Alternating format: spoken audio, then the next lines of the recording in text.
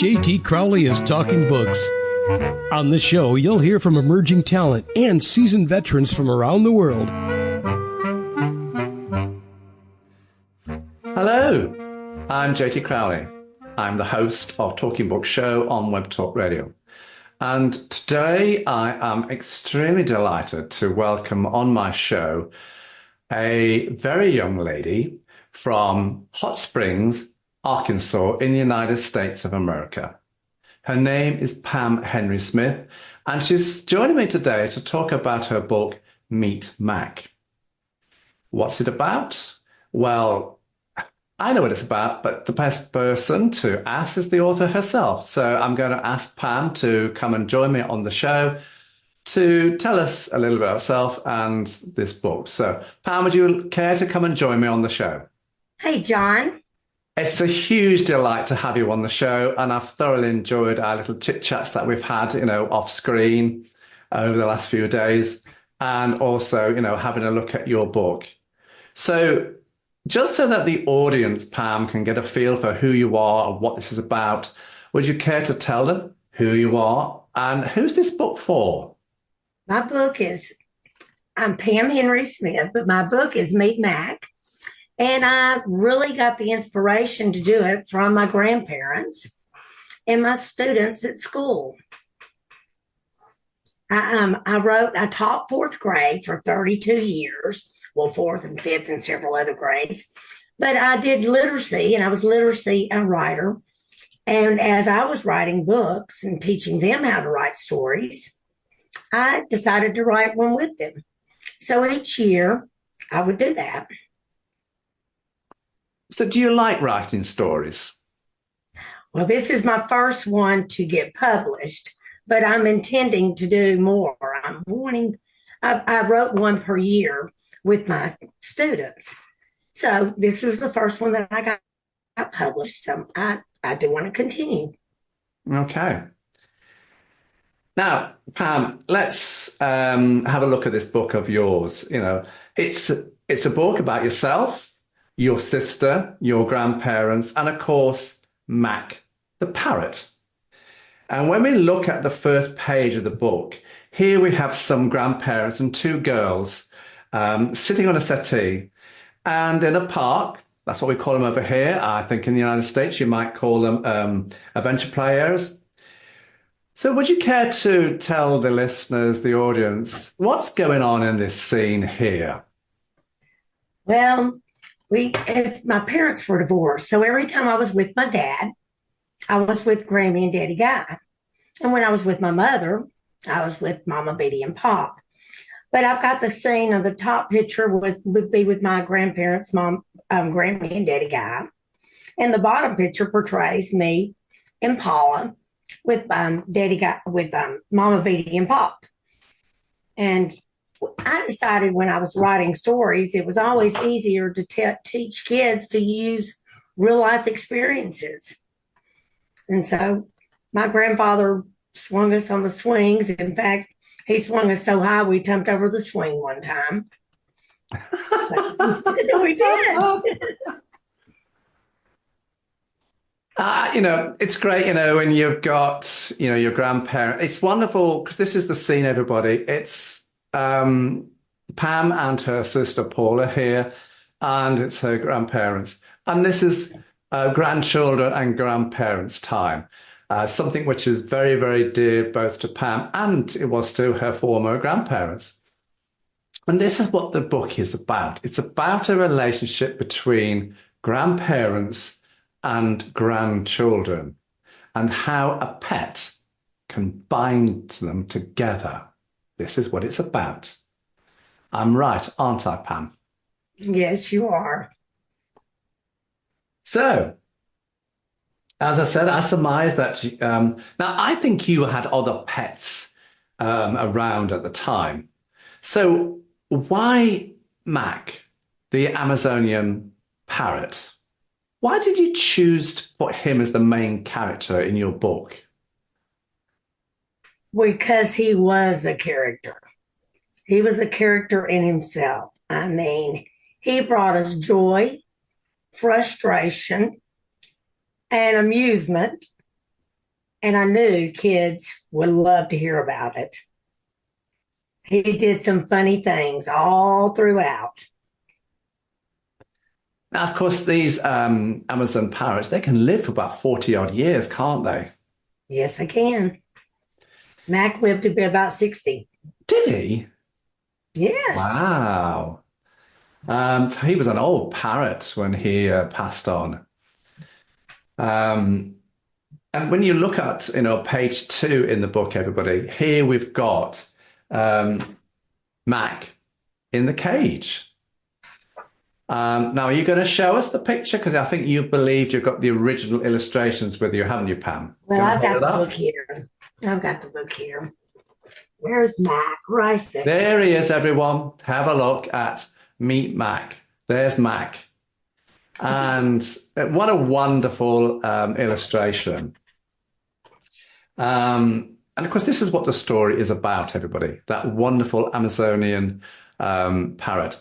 He can be cheeky, he can be frustrating, and he didn't quite always get on with everybody. We'll find out why. He didn't get on with everybody, did he? No, not everybody. Not everybody. Now, I like in your book, on pages 5 and 6, you highlight the difference between how Grammy treated Mac as opposed to Daddy Guy. What are you telling us here? What are you telling folk here? Is this about individual relationships, within the family with Mac and how Mac related to them? Well, Grammy was more patient, and Mac was fun to everyone. But after a while, you wanted him to shut up. And my daddy Guy, which that's what I called my grandfather, he would pass by and slap the cage. Oh, shut up. And of course, that antagonized Mac. And so Mac kind of was a little stinker, and that just made him be more ornery. Anyway, this kept on for years, and it kind of got on Daddy Guy's nerves. So I suppose Grammy had more patience with Mac. Because when you look at the illustration, if you hold the book up again, there we've got Mac in his cage on this page, and you've got the dog, Cho-Cho, and then you've got the Mac in the cage again, and then you've got, Daddy Guy saying, I've had enough now, shut up. Can you hold the book up? You got those pictures? Let's have a look. So there you go, everybody. Daddy Guy isn't too happy. He's had enough of Mac. Because as you said, Mac could be charming, frustrating. He's a bit of a stinker, but yet compassionate. And these characteristics come through, particularly when I look at your illustrations on pages 7, 8, and 9. The illustrations clearly show that this was something very important. So was this intentional? You've set the book out in this way. Well, I wanted them to truly see what a normal week or day went by with this bird. And Paula and I would have a blast just putting him on the front porch because we knew we were fixing to have excitement. And but we let the bird out quite a bit. It would walk around. We had to be sure that Cha-Cha was under control because, a little Chihuahua would love to eat a bird, I'm sure. But they grew on each other. And you would definitely see it through the book as it goes all through everything. But, Mac kept up with Grammy. It didn't matter what she was doing. Whether she was cooking, he would entertain her in the kitchen. If she was cleaning up, he was listening to what she was doing and watching over her. And I showed that in my book when she fell off the ladder one day. And Mac was in the other room. And he yells out, Grammy, you okay, Grammy? This bird truly loved Grammy. He did. I mean, have you got that? Can you show us that illustration and talk us through it? Talk us through it. So there do you want to talk us through it? Yes, this is when Grammy was cleaning the blinds, and she was on a ladder, and she fell down, and Mac was in the other room. That's when he said, "Are you okay, Grammy? You okay? You okay, Grammy?" Now, on the other page, you've got a gentleman walking down a pathway. Oh, On the yes, other page, you've got yes, that's a funny part. What's happening there? What's that one about? Well, my grandparents lived really close to a bus stop. The bus stop was on the corner. So Paula and I would always put the cage on the front screened-in porch. And of course, nobody could see the bird. And everybody would walk down the street. Well, this one guy was walking down the street, and Mac always talked. And he would say, "Hey, boy." And that guy turned around. And of course, Mac turned around and said, "Hey, boy." And the guy turned around again. He said, "Can't you talk, boy?" And by the time Mac said that, the guy ran. I mean, he was scared to death because he didn't know who was talking to him. But it was always something that Mac was doing all the time. Whether it was in the kitchen, I can remember one time when we were sitting at the table and we had an aunt that came into town, and she was quite a character, and she never let anybody have time to talk. And all of a sudden, we were eating dessert, and everybody was quiet, and they were listening to Aunt Elsie. And then Mac yells out, "Oh, shut up." He told her to shut up, and we just about died. But she looked up and she said, "I guess it's about time I shut my mouth when the bird tells you to shut up." It did. And of course, you've got an illustration of that, of them sitting around the table there. Yeah. You've got yourselves and you've got your aunt, you've got your grandparents, and they're all sitting around the table here, and the bird. Yeah, I kind of. Yes, there it is, everyone. Took us through that one. Yeah, that is Aunt Elsie, and she's came in from Conway, and she was Daddy Guy's sister, and I mean, like I say, she never let us have time to talk, and he just looked up and said, "Oh, shut up." I mean, but I kind of skipped over a little bit, but we always had something going on. Yeah. You see, this is yes, it's a book, for kids and for grandparents and parents to sit down and read the book with them, or if the child's got the reading ability to read on their own, that's brilliant. But it's also, there's a little bit of fun in it as well. And there's got to be some fun in this. And of course, he's a funny little bird. Yeah. And that's the character, isn't it? Yeah, she's the main character in this book. I mean, he's a character, but he's a character in itself. But my sister's main pet was Cha-Cha. And see, I decided that since I had asthma, I couldn't hold a dog like everybody else could. So I decided Mack's going to be mine. Mack's going to be me and Grammy's. Anyway, and he did. He liked me and Grammy the most. And he would pull on my sister's dress, and he would antagonize Daddy Guy and play with Cha-Cha. And he always asked Cha-Cha, "Why can't you talk, boy?" And just something all the time. But we let it out all the time, and he got in trouble quite a bit. And Grammy had to get on to him. She had a little punishment for him every now and then. And it'll show you in the book what she did when he acted up. I like the scene, Pam, in the bathroom scene. Oh, okay. Tell us what's going on there. Okay, let me get to it. That is 11 and 12. Okay. Well, Grammy had already gotten on to Mac earlier, and she made him stay in the cage for the rest of the afternoon. Well, she felt sorry for him, which Grammy always did. She'd get on to him, but then she'd give in. So she decided she was over her madness, and she let Mack out to walk around. Well, about that time, Cha Cha came running through and he was not on a leash. He wasn't being held by Paula. So he growled, and that's when the chaos happened. He started running, flying through the air, and of course Matt couldn't. His wings were clipped, so he couldn't fly very high. But the dog could chase him around, and I mean, they went in the bathroom and made a huge mess,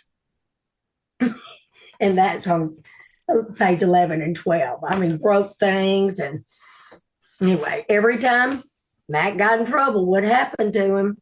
He'd end up being covered and put away for the day, or either Grammy would hose him down for a punishment. And of course, clearly the relationship between Daddy Guy and Mack was becoming untenable. So Mack had to go. I suppose this happens sometimes in families' homes, where pets become an issue. And this is what you're talking about here, because Mack left, didn't he? He had to go. Yes. It got on Daddy Guy's nerves so bad that he said, Bill, you've got to get rid of that bird. So Daddy started looking for someone that could put him in a business where he could be around people, because he was wonderful around people. He would talk to anybody. So we ended up selling it to a guy that had a general store. And he loved that man, and he was happy for a long time. But then the poor man passed away, and that led Mack to go live with his wife. And she loved the bird, but she was, you've got to be able to handle a bird like that. Amazon parrot can be a dangerous pet. I mean, they can bite you pretty bad, but if they get to know you and you're patient with them and you know how to handle them, and they can end up being great. Well, this lady was very sad that she couldn't handle it and frustrated that she couldn't handle it.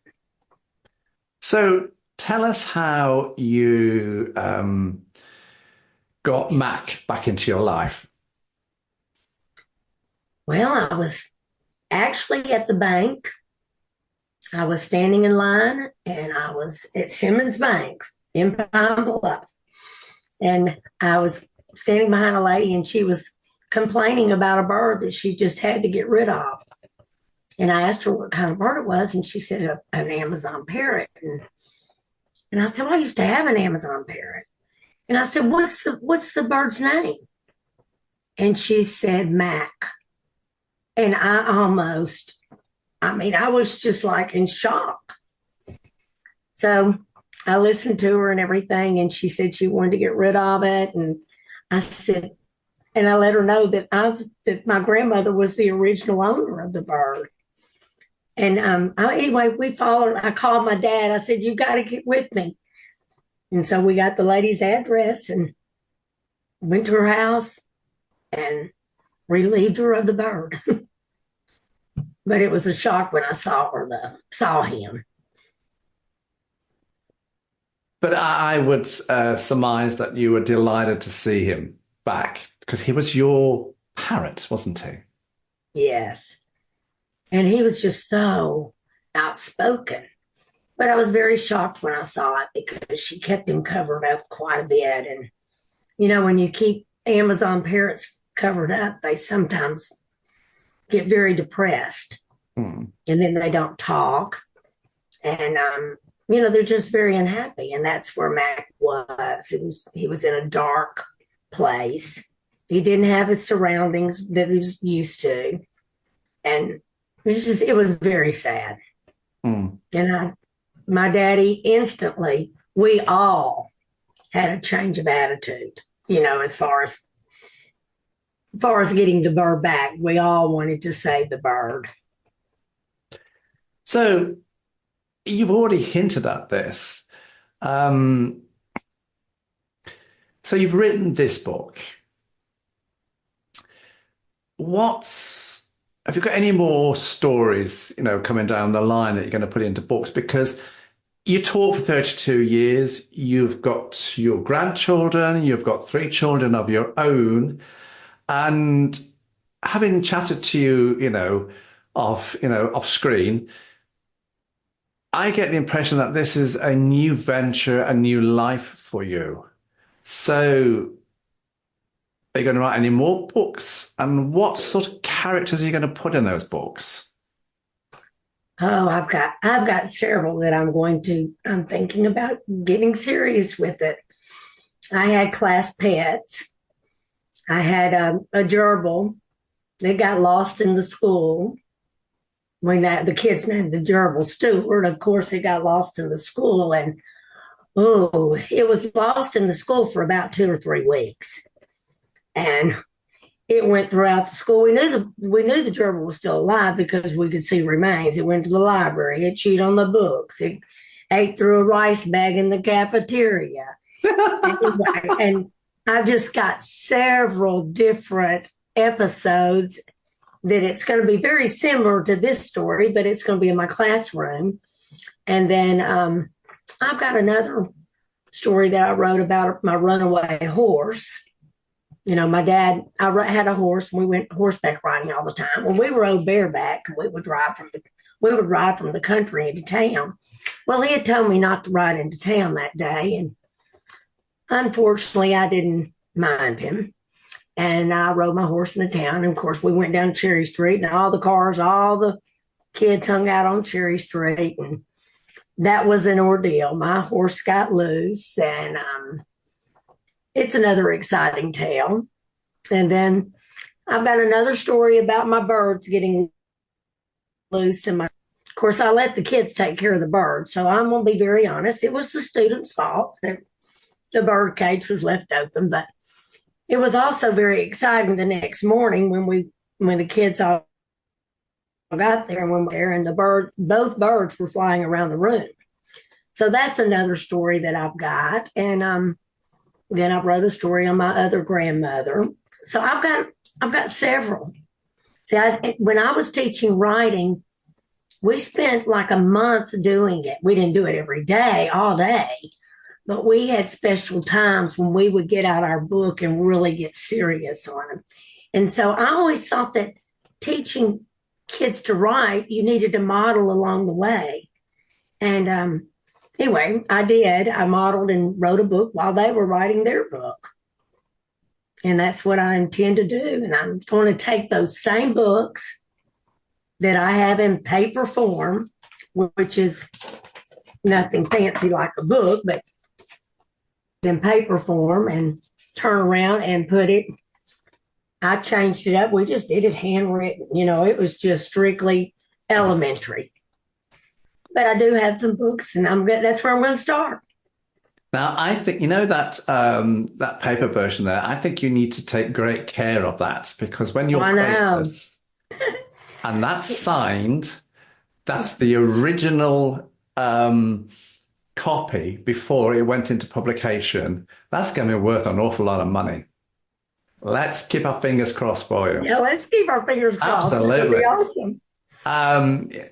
We had a wonderful children's writer over here in the United Kingdom. She was called Enid Blyton. Now, the literary world didn't care for her, they didn't like her, and they gave her a very hard time. But her 5 characters who went on adventures all over the place, the kids loved it. Everybody knows Enid Blyton. The critics were very harsh on her, but she sold millions and millions of books. Who are her critics? No idea. Who is she? Everybody knows. Enid Blyton. So let's hope you're going to be the next Enid Blyton with your little books. That would be exciting. Absolutely. You're going to have a look at Enid Blyton now, aren't you? Yeah, I am. Go and look her up, yeah. So who do you want? Is this a bedtime story, or is this a story for a young child to read on their own, depending on their reading ability? Or is this a book that you want, mums and dads to spend a little bit of time with the kids, or grandparents looking at the book, reading it, and getting to know Mack, the character? Well, really, it goes with with all categories. That's what's so special about this book. I mean, I told the stories to my grandkids when they were 2 and 3, and then they always said, "Well, maybe you ought to do a book." And then now I've done it, and they're just real excited. And but I just think this book will probably go on up to 6th grade level, and you can, as a teacher, I love to work with teachers on how to get kids enthused in writing, and teaching them what I did. It did work. We had pretty good literacy scores, and it was just exciting. But yes, it's one of those books that you can put into a lesson if you're a teacher. It's one of those that you can read to the little ones, and 2nd grade on up could read it. If they're pretty good readers, the 2nd grader could read it. And like my grandson has read it to his little sister. So and he's going into the 5th grade. So. Yeah, and that's why I would say, it depends on the child's reading ability, because every child has got a different, reading ability. You assume sometimes, well, I don't think they'll be able to read it. And then you got a 4-year-old reads it fluently. And then you might get a 7-year-old, for whatever reason, not so fluent. So everybody's an individual, but just enjoy the book, everybody. Just enjoy it. Now, where can people get this book of yours? Well, you can get it through Libris or Amazon, Barnes and Noble. Those are just a few that I can think of right now. And I'm hoping to go to book fairs, and I'm hoping to go to schools. I hope I get calls to visit different elementary schools. And like I say, but those places are where you can get it. So when your kids phone you up and say, "Mom, how are you? Any chance of looking after the grandchildren?" You're going to say, "Sorry, no, I'm off here I've got to promote my book. I've got to go to this school. I've got to go to that one." That's what you want, isn't it? Yeah, I do want to go. I am very excited, but I will start with my grandkids' schools. Absolutely. So, Pam, it's been a sheer joy to have a look at your book and to chat to you off screen and on screen here. And Mack, this Amazon parrot, everyone, is a wonderful. I mean, you look at the illustration, he's bright green, he's got lovely bright collars to him.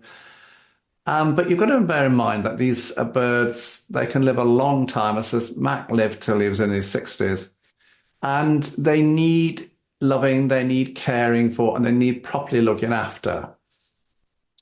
This is what the book is about. So it's a pet, grandchildren, grandparents, all molding together in this wonderful, beautifully illustrated book, everybody. So I would like to say, Pam Henry Smith, thank you so much for coming on my show and spending time with me. John, I really appreciate it, and I've enjoyed talking to everybody. Y'all go buy my book. Help Absolutely. me out. I'll write more. And I've got to say this, everybody. I love Pam's voice. Well, it's raspy, but it's been like that since I was born. It's great, everybody. It's great. I love it. I love it. But there you go. Anyway, I'm JT Crowley. Thanks for listening. Wherever are you in the world? Until next time, stay safe.